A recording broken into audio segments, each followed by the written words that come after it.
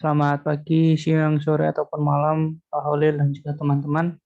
Saya Peter Surya Haryanto dari kelompok Tayo akan mempresentasikan mengenai PAI 08. Jadi untuk penjelasan secara singkat, proses PAI 08 yaitu Managed Knowledge berfokus pada usaha mempertahankan ketersediaan dari pengetahuan relevan saat ini yang sudah divalidasi dan dapat dipercaya, agar mendukung seluruh aktivitas proses dan memfasilitasikan pembuatan keputusan.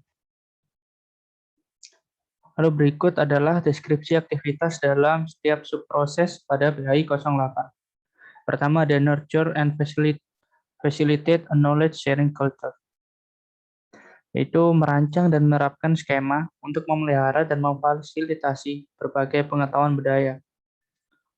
Dan untuk aktivitasnya adalah proaktif mengkomunikasikan nilai pengetahuan untuk mendorong penciptaan pengetahuan, penggunaan dan berbagai praktik manajemen pengetahuan menanamkan dalam proses DI lainnya.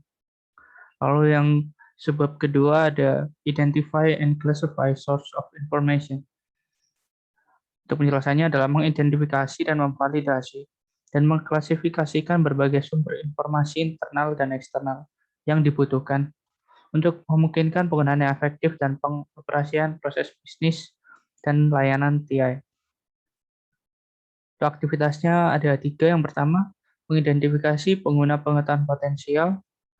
Yang kedua ada pertimbangkan jenis konten. Dan yang ketiga ada mengumpulkan, menyusun, dan memvalidasi sumber informasi. Lalu berikutnya, sebab ketiga ada organize and contextualize information into knowledge. Jadi untuk penjelasannya adalah mengatur informasi berdasarkan kriteria klasifikasi yang sebelumnya telah dilakukan pada sebab kedua. Lalu mengidentifikasi dan menciptakan hubungan yang bermakna, berarti antara unsur-unsur informasi dan memungkinkan penggunaan informasi. Lalu mendefinisikan pemilik dan menentukan dan melaksanakan tingkat akses ke sumber pengetahuan. Untuk aktivitasnya sendiri ada 3. Yang pertama, mengidentifikasi atribut bersama dan mencocokkan sumber informasi, menciptakan hubungan antara set informasi. Kedua, buat pandangan untuk set data yang terkait, mengingat stakeholder dan persyaratan universitas atau sebuah organisasi. Ketiga adalah mempublikasikan dan membuat pengetahuan diakses pemangku kepentingan atau stakeholder yang relevan berdasarkan peran dan mekanisme akses.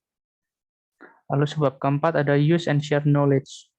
Untuk penjelasannya, itu menyebarkan sumber daya yang tersedia, pengetahuan untuk para pemangku kepentingan atau stakeholder yang relevan, dan berkomunikasi bagaimana sumber daya tersebut dapat digunakan untuk memenuhi kebutuhan organisasi. Untuk aktivitasnya terdapat 2. Yang pertama adalah identifikasi pengguna pengetahuan potensial dengan klasifikasi pengetahuan.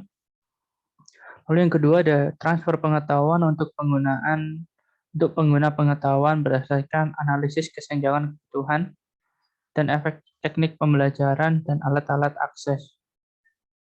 Lalu untuk sebab kelima ada evaluate and retire information dengan penjelasan mengukur penggunaan dan mengevaluasi mata uang dan relevansi informasi. Tidak berlakunya informasi yang usang atau sudah lama. Aktivitasnya sendiri ada 2. Yang pertama ada mengukur penggunaan dan mengevaluasi kegunaan, relevansi, dan nilai elemen pengetahuan. Yang kedua ada mendefinisikan aturan untuk pengetahuan pensiun dan pensiun pengetahuan, mendefinisikan aturan untuk pengetahuan pensiun. Sekian dari saya, terima kasih.